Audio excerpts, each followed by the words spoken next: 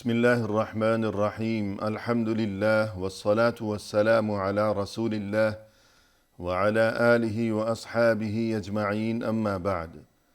ناظرین کرام، السلام علیکم ورحمۃ اللہ وبرکاتہ۔ تفہیم دین کی اس بزم کے ہمراہ ہم آپ کی خدمت میں حاضر ہیں۔ آج کی اس ملاقات میں ہمارے ساتھ تشریف فرما ہے محترم مہمان جناب شیخ سرور عالم صاحب، جو کہ معروف علمی شخصیت ہیں۔ تو آئیے ناظرین، پروگرام میں ان کا استقبال کیا جائے۔ السلام علیکم شیخ۔ وعلیکم السلام ورحمۃ اللہ وبرکاتہ۔ ہماری بزم میں آپ تشریف لائے، جو کہ یقیناً ہمارے لیے بہت ہی باعث مسرت ہے۔ ہم آپ کا شکریہ ادا کرتے ہیں۔ جزاکم اللہ خیر۔ آپ کا بھی بہت بہت شکریہ، جزاک اللہ خیر۔ آمین یا رب۔ محترم ناظرین، آج کی اس ملاقات میں ہمارا موضوع گفتگو ہے حج بیت اللہ۔ حج جو کہ اہم ترین عبادت ہے اور جو کہ دین اسلام کے بنیادی ارکان میں سے ہے۔ ایسی عبادت کے جو در حقیقت تمام عبادات کا مجموعہ ہے اور جس میں ہر عبادت کی جھلک اور خوشبو پائی جاتی ہے۔ چونکہ اس اہم ترین عبادت یعنی حج بیت اللہ کی ادائیگی کے لیے جو مقرر وقت ہے، اس کی آمد قریب ہے، لہذا آج کی اس نشست میں آئیے اپنے محترم مہمان کی زبانی اسی عبادت یعنی حج بیت اللہ سے متعلق ضروری رہنمائی حاصل کی جائے۔ محترم، ابتدا میں حج کے حوالے سے یہ ارشاد فرمائیے گا کہ یہ جو لفظ ہے حج، عربی لغت کی روح سے اور پھر شرعی اصطلاح میں اس کا کیا معنی و مفہوم ہے؟ الحمد للہ واشہد ان لا الہ الا اللہ وحدہ لا شریک لہ واشہد ان محمدا عبدہ ورسولہ صلی اللہ علیہ وسلم۔ حج کا لفظی معنی ہے قصد اور ارادے کے، جی، اور شرعی جو معنی ہے وہ یہ کہ مخصوص ایام کے اندر مخصوص عبادت کی نیت سے مکہ جانا۔ جی، یعنی مخصوص ایام، جسے شوال، مخصوص عبادت، جی مخصوص مقام، جی یعنی اس کے لیے ایام بھی مقرر ہیں اور عبادت یعنی مناسک اور وہ اعمال جو وہاں انجام دیے جائیں گے وہ بھی مقرر ہیں، اور جگہیں بھی ہیں۔ اور وہ مقام اور جگہ بھی مقرر ہے۔ جی، تو مزید تفصیل اس بارے میں، مخصوص ایام سے مراد؟ مخصوص ایام سے مراد جیسے کہ شوال کا مہینہ ہے، ذوالقعدہ کا مہینہ ہے، اور ذوالحجہ کے جو ابتدائی ایام ہیں۔ جی صحیح ہے۔ تو یہ تو گویا کہ اشہر حج ہیں، حج کے مہینے، یعنی حج کے لیے ان مہینوں میں نیت کی جاتی ہے، نہ کہ باقی کسی دوسرے مہینے میں۔ جی، باقی جو اعمال حج ہیں وہ در حقیقت ذوالحجہ کی کس تاریخ سے کب تک ادا کیے جاتے ہیں، وہ تفصیل ہم انشاءاللہ آپ کی زبانی آئندہ ابھی سنیں گے۔ اور یہ تو ہو گئی حج کی تعریف، یعنی مخصوص عبادت کی نیت سے مخصوص دنوں میں مخصوص جگہ یعنی مکہ کا ارادہ اور نیت کرنا۔ حج کی اہمیت دینی عبادات میں، اسلامی عبادات میں حج کی اہمیت کے بارے میں کچھ فرمائیے گا۔ جی، حج کی اہمیت بہت ہی زیادہ ہے، اور یہ ہمارے دین کے جو 5 ارکان میں سے ہیں اس میں ایک عظیم رکن ہے۔ جی، جیسا کہ حدیث ابن عمر رضی اللہ تعالیٰ عنہما میں آتا ہے کہ رسول اللہ صلی اللہ علیہ وسلم نے فرمایا بنی الاسلام علی 5 شہادت اللہ الہ الا اللہ وان محمد رسول اللہ واقام الصلاۃ وایتاء الزکاۃ وصوم رمضان والحج۔ جی، تو یہ 5 ارکان ہیں، یعنی کہ توحید اور رسالت، اس کے بعد نماز، زکوٰۃ، روزہ اور حج۔ جی، تو اس سے اہمیت اس کی واضح ہوتی ہے کہ یہ دین کے ارکان میں سے ایک رکن ہے۔ جی، کہ جن کے بغیر دین اسلام گویا کہ کسی کا اسلام یا مسلمانی مکمل مکمل نہیں۔ جی، تو اس کے بعد کچھ فرمائیے گا کہ یہ جو اہم ترین عبادت ہے اور ارکان اسلام میں سے ہے، تو اس کی فضیلت کیا وارد ہوئی ہے، جی، کیا خوشخبریاں دی گئی ہیں؟ فضائل حج کے اندر تو حدیثیں بہت ہی زیادہ ہیں۔ صحیح ہے۔ مثال کے طور پر حدیث ابو ہریرہ رضی اللہ تعالیٰ عنہ ہے، جس میں فرمایا کہ اللہ کے رسول صلی اللہ علیہ وسلم کا ارشاد ہے من حج للہ فلم یرفث، کہ جو خالص اللہ تعالیٰ کے لیے حج کرے فلم یرفث ولم یفسق، بے حیائی وغیرہ کی باتیں نہ کرے اور فسق و فجور نہ کرے، رجع کیوم ولدتہ امہ، تو وہ حج کر کے جب واپس آئے گا تو اپنے گناہوں سے ایسے ہی پاک صاف ہوگا جیسے کہ اس دن اس کی ماں نے جو ہے اس کو جنا ہو۔ سبحان اللہ، جی، کہ جس طرح ایک نو مولود بچہ ہے کہ اس کے نامہ اعمال میں کوئی گناہ نہیں ہوتا ہے۔ نہیں ہے، جی تو بعین ہی اسی طرح حاجی کے لیے یہ عظیم ترین خوشخبری ہے کہ حج کی ادائیگی کے بعد گویا کہ اب وہ نو مولود ہے کہ اس کی جو سابقہ اور گزشتہ زندگی میں جو اس کی خطائیں، جو لغزشیں، جو گناہ ہیں، وہ سب کے سب اب گویا کہ ختم ہو چکے ہیں۔ جی، لیکن یہاں دو باتیں ذکر کی گئی ہیں اس حدیث میں کہ اولاً تو من حج للہ، تو اس سے کیا اشارہ ہے، تو کچھ فرما دیجیے۔ یعنی یہی ہے کہ خالص اللہ کے لیے ہو، جی، نیت خالص، نیت خالص ہو، دکھاوا مقصود، دکھاوا نہیں ہو، ریاکاری نہ ہو، جی، اور یہ نہ کہ تاکہ لوگ یہ کہیں کہ اس نے حج کیا اور حاجی ہو گیا۔ ہے، جی ہاں، جی، کہ شہرت اور نام و نمود مقصود نہ ہو۔ جی صحیح۔ اور دوسری شرط یہ ہے کہ فلم یرفث ولم یفسق، کہ حج کے دوران اور اس سفر کے دوران وہ بے حیائی کے کاموں سے، بے حیائی کی باتوں سے، فسق و فجور، لڑائی جھگڑوں وغیرہ سے دور رہے۔ بچا رہا، دور رہا۔ تو حج کے آداب کے بارے میں بھی کچھ علم ہونا چاہیے کہ جب اس قدر اہم ترین عبادت ہے تو کیا چیدہ جی، آداب؟ جیسے کہ قرآن مجید میں اللہ تعالیٰ نے خود فرمایا کہ الحج اشہر معلومات، جی، کہ اس کے کچھ مقررہ مہینے ہیں حج کے۔ صحیح ہے، فمن فرض فیہن الحج فلا رفث ولا فسوق ولا جدال فی الحج، جی، تو جو ان مہینوں کے اندر، ان ایام کے اندر حج کو اپنے اوپر لازم کر لے، صحیح، یعنی حج کرنے کے لیے جائے، فلا رفث، تو نہ زبان سے نہ فعل سے کوئی بے حیائی کا کام یا بے حیائی کی بات کرے، جی، اور نہ فسق و فجور کرے، اور نہ جھگڑا لڑائی کرے، گالی گلوچ کرے حج کے اندر۔ اور پھر فرمایا وما تفعلوا من خیر یعلمہ اللہ، اور جو بھی تم بھلائی اور نیکی کرو گے اللہ تعالیٰ اس کو خوب جانتا ہے۔ وتزودوا، توشہ اختیار کرو، فإن خیر الزاد التقوی، اور سب سے بہترین توشہ تقوی ہے، اور تمام عبادتوں کا مقصود اعظم جو ہے یہ تقوی ہی ہے۔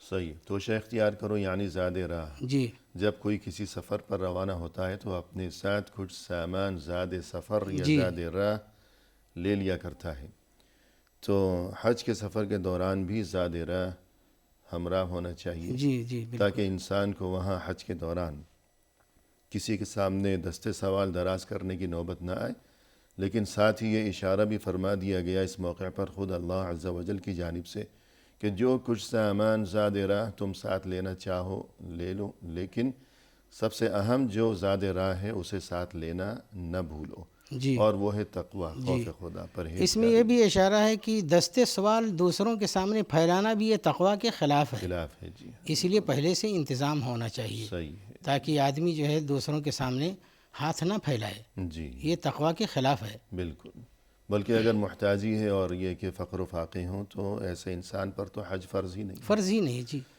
تو یہ کچھ گفتگو ہو گئی، اور یہاں یہ بات بھی قابل توجہ ہے کہ خود اللہ کی طرف سے جب حج کا تذکرہ کیا گیا قرآن کریم میں، الحج اشہر معلومات، تو سب سے پہلے اس کے ساتھ ہی یہ تنبیہ بھی فرما دی گئی کہ فلا رفث ولا فسوق، فسق و فجور نہ ہو، بے حیائی کے کام نہ ہوں، بے حیائی کی باتیں بھی نہ ہوں، ساتھ ہی اہم ترین چیز فوری طور پر کہ ولا جدال فی الحج، لڑائی جھگڑا نہ کرنا۔ ہم دیکھتے ہیں کہ قرآن کریم میں نماز کا تذکرہ ہے، روزے کا تذکرہ ہے، زکوٰۃ کا تذکرہ ہے، تو کہیں بھی لڑائی جھگڑے کی بات نہیں کی جی، اللہ تعالیٰ نے۔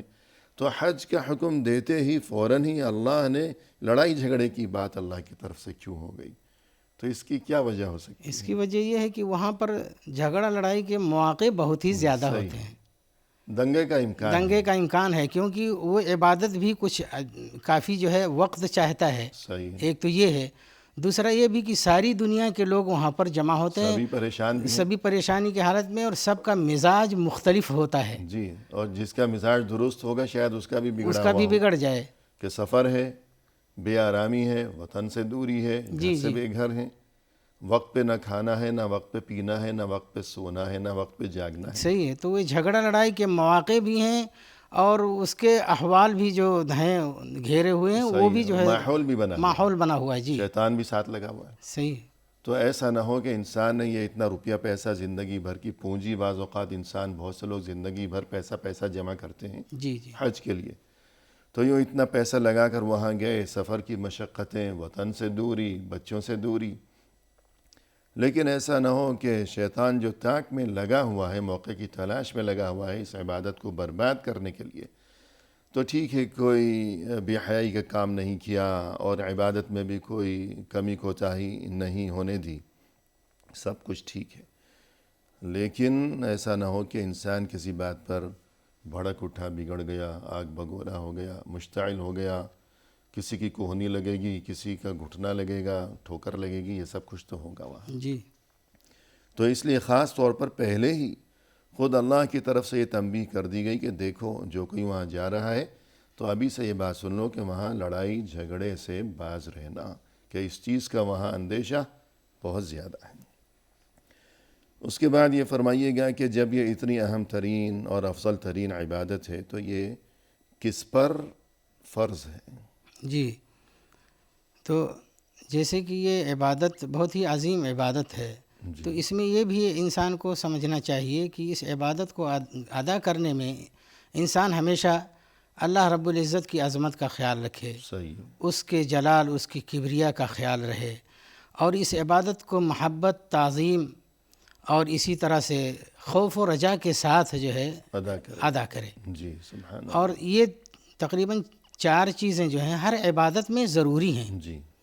کہ کوئی بھی مسلمان کوئی عبادت کرے تو اس میں محبت بھی اللہ کی ہو، اس کی تعظیم ہو اور اس کا اجلال ہو، اسی طرح سے خوف اور رجا بھی ہو. جی اجلال ہو یعنی اللہ کی بزرگی کا احساس، جی.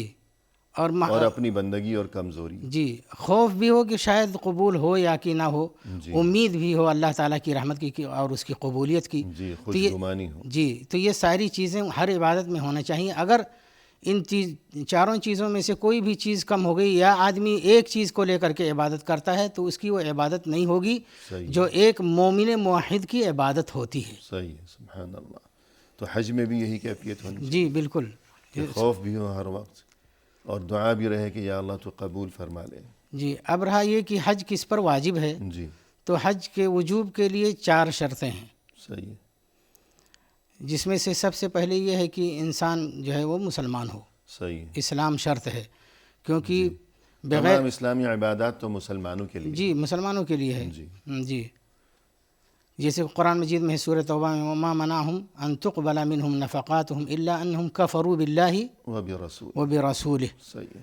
تو اس آیت کے اندر یہ بتلایا کہ ان کی جو خرچ کرتے ہیں ان کے نفقات قبول نہیں ہوتے. کیوں؟ اس لیے کہ انہوں نے اللہ اور رسول کے ساتھ کفر کیا. صحیح ہے. تو ہر اسلامی عبادت کے لیے سب سے اولین شرط یہی ہے کہ وہ مسلمان ہو. جی. اسلامی عبادات صرف مسلمانوں کے لیے ہیں. جی. اور اس کے بعد یہ کہ بالغ ہو. جی بالغ ہو، کیونکہ جو بچہ ہے وہ مکلف نہیں ہے عبادت کا. جیسے کہ حدیث کے اندر آیا ہے کہ رفع القلم عن 3 جی. عن النائم حتى يستيقظ وعن الصبي حتى يحتلم. جی. سویا ہوا جو ہے اس کی بھی عقل سمجھیے نہیں ہے، مکلف نہیں ہے. اسی طرح سے جو بچہ جو بالغ نہیں ہوا، اور اسی طرح سے مجنون دیوانہ جب تک کہ وہ صحیح نہ ہو جائے، عقل مند نہ ہو جائے. تو اسی طرح سے اسی میں آ گیا کہ عقل. جی ہاں. تو پہلی بات یہ کہ مسلمان، دوسری بات یہ کہ بالغ ہو، بچہ نہ ہو، اور تیسری بات یہ کہ وہ عقل مند ہو، دیوانہ نہ ہو. اور اس کے بعد بھی ایک شرط ہے تو جو کہ اہم ترین ہے حج کے حوالے سے، تو وہ وقفے کے بعد. جی. ناظرین فی الحال لیتے ہیں مختصر سا وقفہ، ہمارے ساتھ ہی رہیے گا.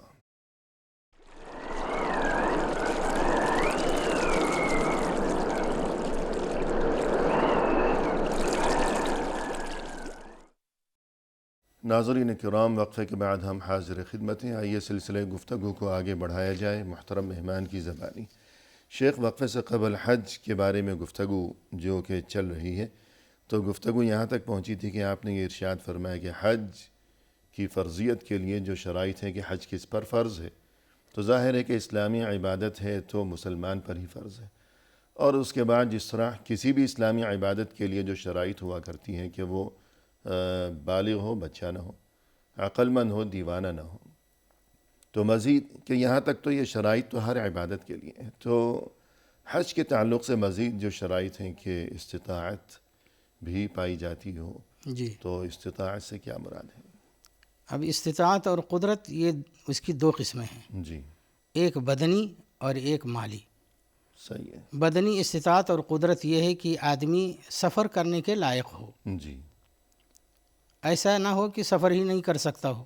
صحیح ہے، جو سفر حج ہے، آمد و رفت ہے، پھر وہاں پہنچ کر جو مناسک کی ادائیگی ہے جی اور مشاعر میں ان مقامات پر جو ہے ادھر ادھر آمد و رفت آنا جانا، تو جسمانی طور پر وہ اس قدر صحت مند ہو کہ یہ تمام کام انجام دینے کی قدرت رکھتا ہو۔ جی، تو یہ ہو گئی جسمانی یا بدنی استطاعت۔ استطاعت۔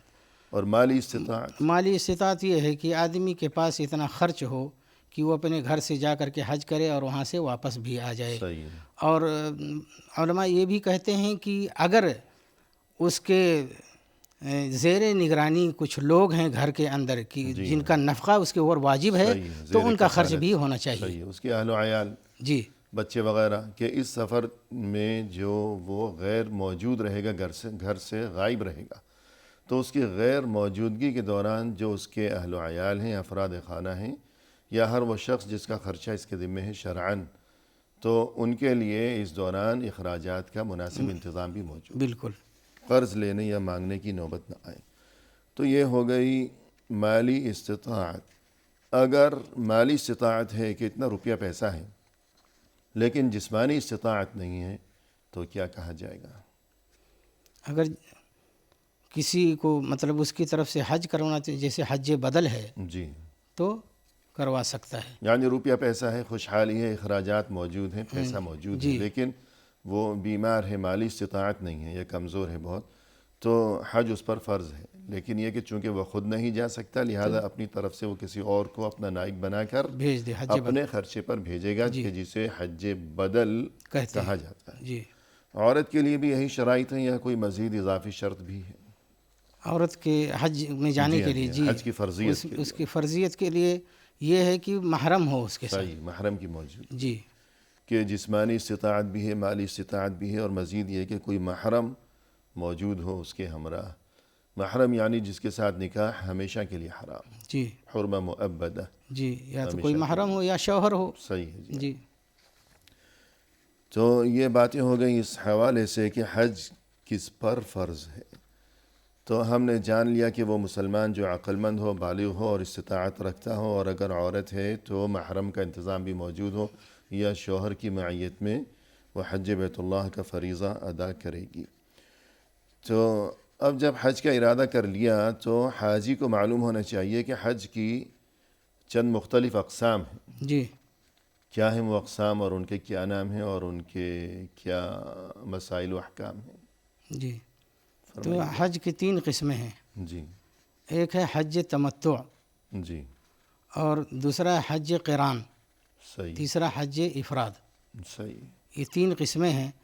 تمتع اس کو کہتے ہیں کہ آدمی عمرہ اور حج دونوں ایک ہی سفر میں کرے، لیکن دونوں کو الگ الگ کر کے، پہلے عمرہ کر لے، اس کے بعد عمرہ بھی کرے حج کے مہینوں میں، جی حج کے مہینے، رمضان میں کر لیا مثلا؟ ایک ہی ساتھ، ایک ہی سفر میں، میں نے کہا۔ جی ہاں جی، جی مزید وضاحت ہو جی، تو حج کے مہینوں میں، حج کے مہینوں میں جب حج کے لیے نکل رہا ہے، جی ہاں جی، تو پھر اس کے بعد وہ پہلے عمرہ کرے اور حلال ہو جائے، صحیح ہے اور اس کے بعد پھر حج کی نیت کرے۔ جی، 8 تاریخ کو جس طرح جب حج کے مناسک کا آغاز ہوتا ہے، یہ حج تمتع ہے۔ صحیح ہے حج قران یہ ہے کہ حج، عمرہ اور حج کی نیت ساتھ ساتھ کرے، جی اور بیچ میں وہ حلال نہ ہو، یعنی عمرے کو حج سے الگ نہ کرے، جی، احرام نہ کھولے، احرام نہ کھولے۔ جی صحیح ہے، اسی احرام میں ہی رہے مسلسل، جی کہ مکہ پہنچا ہے، اس نے عمرہ کیا ہے پورا، کہ طواف ہے، پھر سعی ہے، لیکن اس کے بعد اس نے بال نہیں کٹوائے اور یہ کہ احرام نہیں کھولا، وہ مسلسل 8 ذوالحجہ تک اسی حالت میں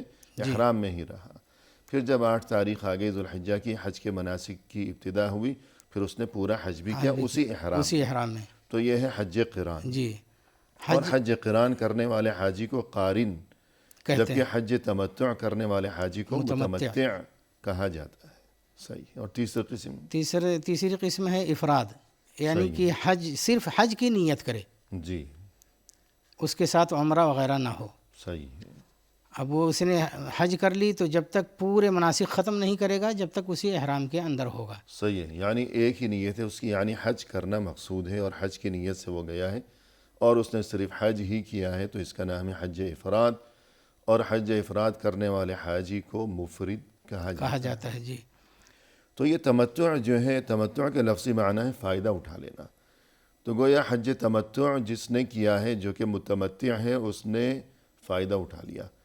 اولاً تو یہ فائدہ اٹھا لیا کہ اس نے ایک ہی موسم میں، ایک ہی سفر میں یا ایک ہی سال میں دو کام کر لیے، جی کہ عمرہ بھی کر لیا پہلے، پھر حج بھی کر لیا، فائدہ اٹھا لیا کہ دو عبادتیں ایک ساتھ ایک سفر میں کر لی۔ جی لیکن یہ فائدہ تو قارن میں بھی موجود ہے کہ اس نے بھی یہ فائدہ اٹھایا کہ ایک سال میں ہی اس نے ایک سفر میں عمرہ بھی کیا، حج بھی کیا، لیکن متمتع نے قارن کی بنسبت مزید ایک اور فائدہ بھی اٹھایا ہے، اور وہ یہ کہ پہلے عمرہ کیا اس کے بعد حج، لیکن دونوں کے درمیان میں یعنی عمرے اور حج کے بیچ میں اس نے یہ فائدہ اٹھایا کہ وہ احرام سے آزاد ہو گیا، معمول کی زندگی اس نے بسر کی، وہ جو پابندیاں تھیں حرام کی وہ اٹھ گئی۔ جی، اور یہ کہ اس کے بدن کو اور روح کو تھوڑا آرام مل گیا، آرام بھی مل تھکاوٹ گیا، نہیں ہے اب، جی بالکل نئے تازہ دم ہو گیا وہ۔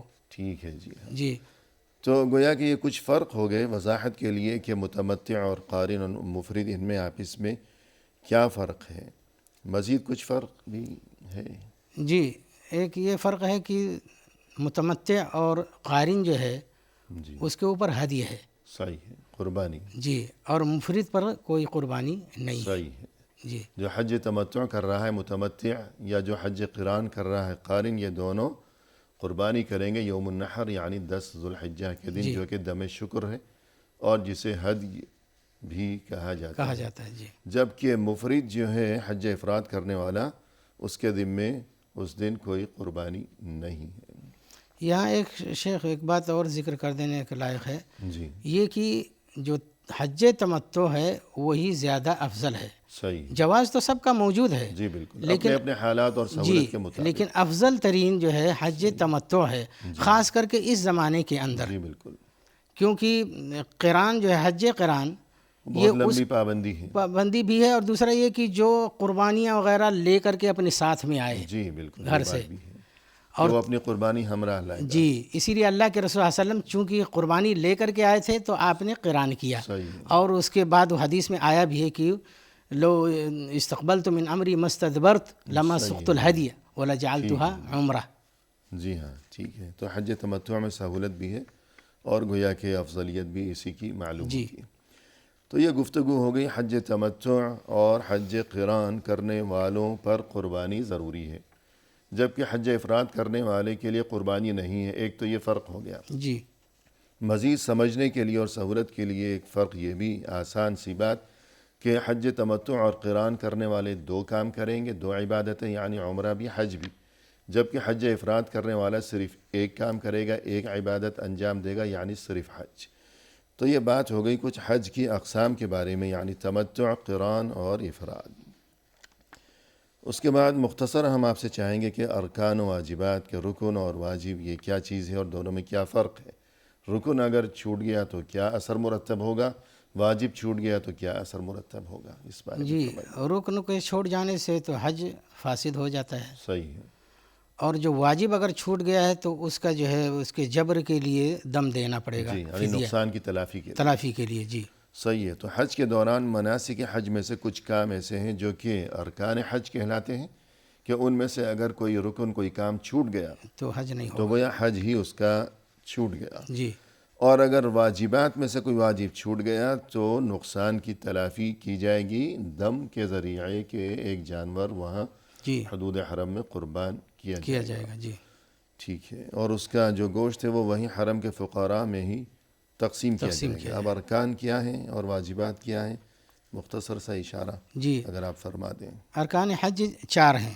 جی پہلا رکن یہ ہے کہ احرام باندھنا، یعنی صحیح، جس حج کے اندر شروع کرنا چاہتا ہے وہ دخول کی نیت کر لے، صحیح ہے، جس طریقے کے مطابق حج کرنا چاہ رہا ہے اس طریقے کی نیت کر لے کرتے ہوئے احرام. جی، کیونکہ حدیث میں انما الاعمال بالنیات صحیح ہے. کہ اعمال کا دار و مدار نیتوں پر ہے.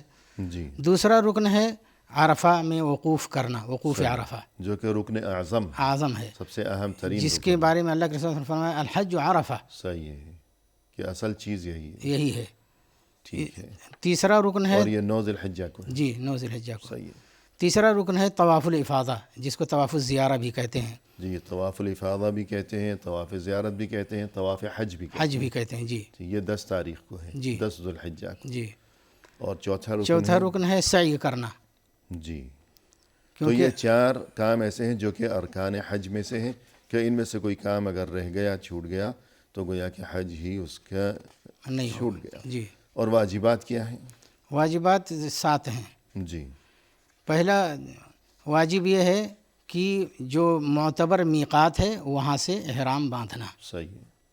جیسے آدمی مدینہ سے جا رہا ہے تو ذوالحلیفہ سے جی، احرام باندھنا یعنی یہ خود احرام باندھنا وہ رکن ہے، جی لیکن میقات سے احرام باندھنا یہ واجب یہ واجب ہے. جی کہ اگر آگے بڑھ گیا میقات سے بغیر احرام کے اور آگے چل کر اس نے احرام باندھا ہے تو ایک واجب اس نے چھوڑا ہے، تو تلافی کا امکان ہے، طریقہ موجود ہے کہ دم دے گا. جی. صحیح ہے. اور دوسرا واجب دوسرا ہے کہ غروب تک جو ہے وقوف عرفہ کرنا. جو لوگ جو ہے دن میں پہنچ گئے ہیں عرفہ میں تو اب غروب شمس تک ان کا وقوف کرنا یہ واجبات میں سے ہے. یعنی عرفہ میں قیام 9 ذی الحجہ کو یہ رکن ہے، جی لیکن غروب تک قیام یہ واجب. جی. بہت سارے لوگ پہلے ہی بھاگنے لگتے ہیں تو گویا انہوں نے واجب چھوڑ دیا. اب ان کے ذمہ دم ہوگا. جی بالکل. صحیح ہے. اور اس کے بعد نمبر 3 تیسرا واجب یہ ہے کہ جو غیر ضرورت والے ہیں صحیح ہے. وہ ایام تشریق میں مینا کے اندر رات گزاریں. صحیح ہے کہ جنہیں کوئی عذر نہ ہو. کوئی عذر نہیں ہے. صحیح ہے. اور اس کے بعد چوتھا واجب ہے مزدلفہ میں جو ہے رات گزارنا.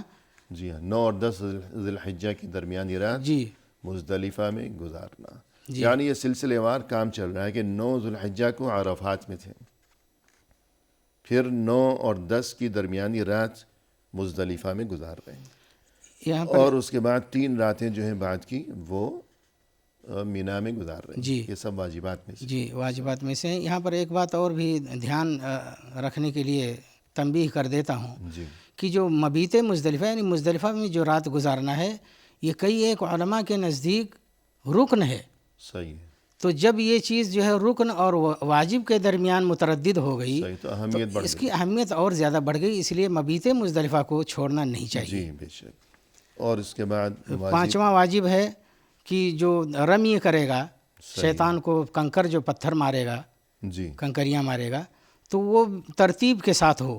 جی. پہلے چھوٹا، پھر بعد والا، بیچ والا، پھر اس کے بعد جی ہاں بڑے والے. جی. یہ 11 اور 12 کو، 11 اور 12 کو، جبکہ پہلے دن یعنی 10 تاریخ کو صرف جو ہے ایک جمرے، ایک ہی کو مارے گا. جی. جو بڑا جمرہ ہے اس کی رمی کی جائے گی. جی.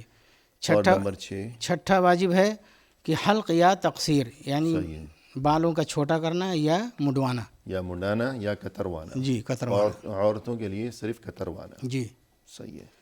اور اس کے بعد آخری 7واں واجب ہے طواف وداع. جی.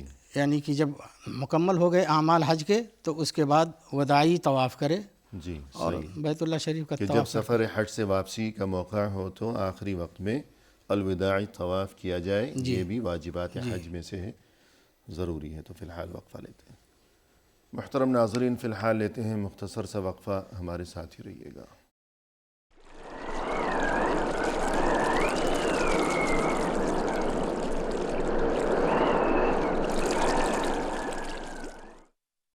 ناظرین، وقفے کے بعد ہم حاضر خدمت ہیں. آئیے سلسلہ گفتگو کو پائے تکمیل تک پہنچایا جائے اپنے مہمان کی زبانی. شیخ، وقفے سے قبل گفتگو چل رہی تھی حج بیت اللہ اور یہ مبارک ترین سفر، یہ مقدس ترین عمل، اور اس سے متعلق جو احکام ہیں، جو مسائل ہیں. تو ہم نے آپ کی زبانی یہ استفادہ کیا کہ حج کی تعریف، حج کی اہمیت، حج کی فضیلت، کچھ ضروری آداب، اور یہ کہ حج کس پر ضروری ہے، پھر حج کی مختلف اقسام اور ارکان و واجبات کا تذکرہ اور بیان۔ گفتگو پہنچی تھی احرام تک۔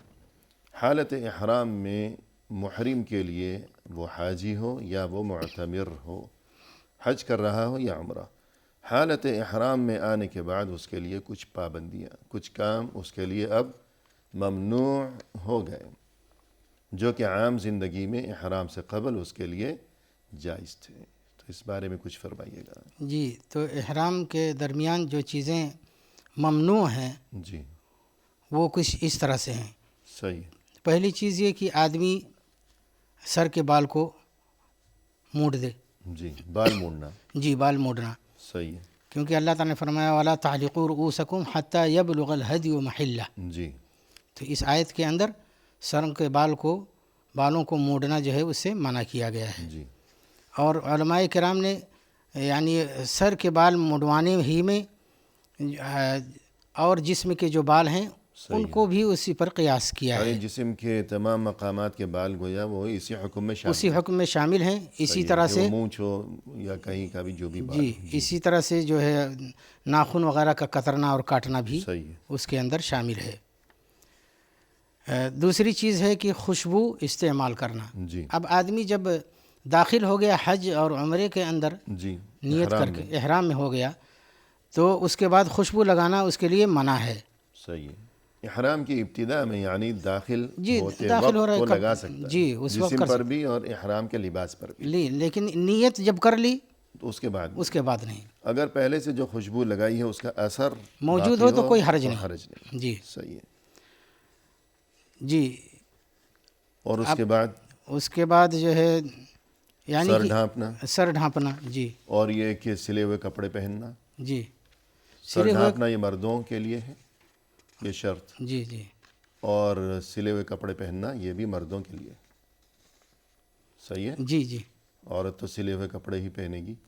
تو مردوں کے لیے ایک ممنوع چیز احرام کے دوران یہ بھی ہے کہ سر ڈھانپنا اس کی اجازت نہیں ہے اور سلے ہوئے کپڑے پہننے کی اجازت نہیں ہے۔ جی جی، اب یہ جو سر ڈھانپنا بہت سے لوگوں کو اشکال یا وسوسہ رہتا ہے، اور اس وسوسے کی وجہ سے وہ خیمے کے نیچے بھی جانے سے ڈرتے ہیں، گھبراتے ہیں کہ یہ سر تو ہمارا جو ہے یہ ڈھانپا گیا، یا چھتری لینے سے بھی ڈرتے ہیں۔ تو ایسی بات نہیں ہے۔ سر ڈھانپنے سے مراد وہ چیز نہ پہنے کہ جو سر ڈھانپنے کے لیے ہی بنائی گئی ہو۔ مثلا ٹوپی ہے، رومال ہے، غترہ ہے، جی جی، تو یہ چیزیں جو ہیں ان کی ممانعت ہے۔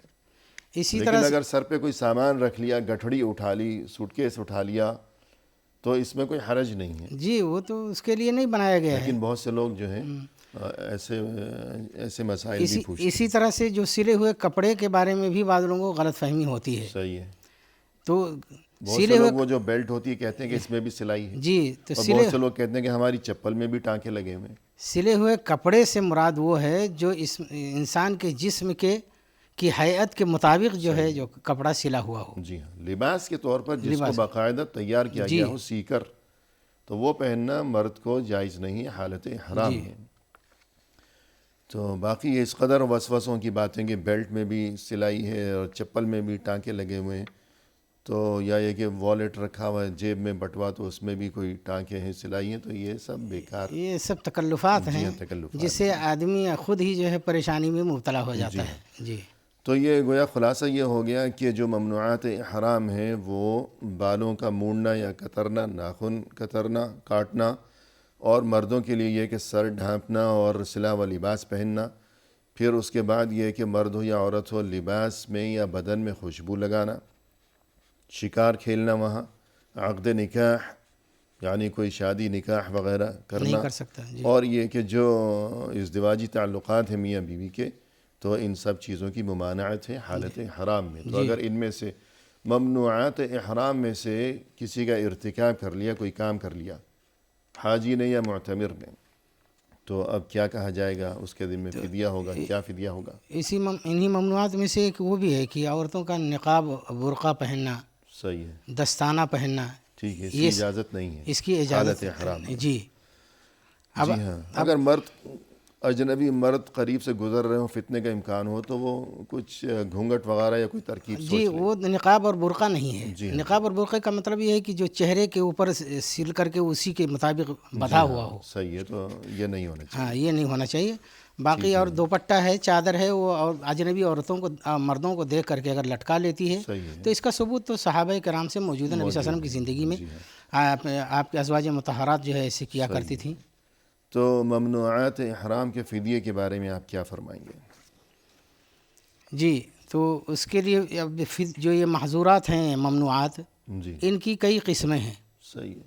ایک تو قسم وہ ہے کہ جس کے اوپر کوئی فدیہ نہیں، جی جیسے کہ آدمی کوئی ہے اب عقد نکاح کرنا، صحیح. نکاح پڑھوانا یا شادی کرنا یہ ممنوع ہے، جی لیکن فقط یعنی صرف عقد نکاح پر کوئی فدیہ نہیں ہے. صحیح ہے. اچھا یعنی یہ کام منع ہے، منع ہے. جی لیکن اگر کسی نے یہ کام کیا تو اس کے لیے کوئی مخصوص فدیہ نہیں، جی تو عقد صحیح ہوگا یا نہیں ہوگا؟ صحیح ہوگا. عقد صحیح ہوگا، جی لیکن اس کی ممانعت ہے. ممانعت ہے. جی صحیح ہے. اور اس کے علاوہ اگر بال کاٹے، ناخن کاٹے، خوشبو لگائی، جی ان سب کا فدیہ ایک ہی ہے. ان کا یا فدیہ. سر ڈھانپا جی جی اور سلا ہوا کپڑا پہن لیا، تو ان سب چیزوں کا ایک ہی فدیہ ہے. ایک ہی وہ فدیہ کیا ہے. تو یہ تو پہلی قسم ہو گئی کہ جس کے اوپر کوئی فدیہ نہیں. وہ دوسرا عقد نکاح ہے. جی دوسرا یہ ہے کہ جس کا یعنی فدیہ جو مغلظہ ہے بولتے ہیں اس کو، جی یعنی کہ بڑا والا فدیہ، ٹھیک ہے. اور وہ صرف عورت سے ازدواجی تعلقات قائم کرنے پر ہے. صحیح ہے کہ بڑا فدیہ جی کہ میاں بیوی نے جو ازدواجی معاملہ ہے اس کا ارتکاب کیا تو اس کا بڑا فدیہ ہے. جی تو اس میں بھی کچھ تفصیل ہے.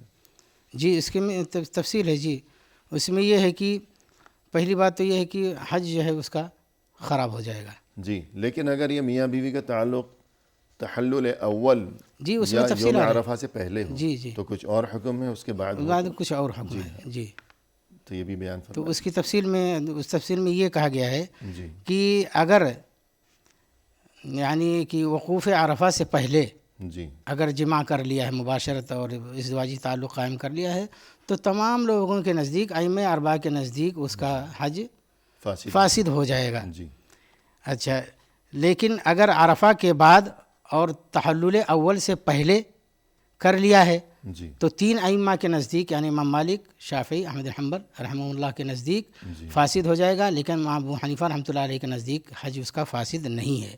جی اور اگر تحلل اول کے بعد اس نے مباشرت جمع کیا ہے تو کسی کے نزدیک بھی فاسد نہیں ہوگا. صحیح ہے.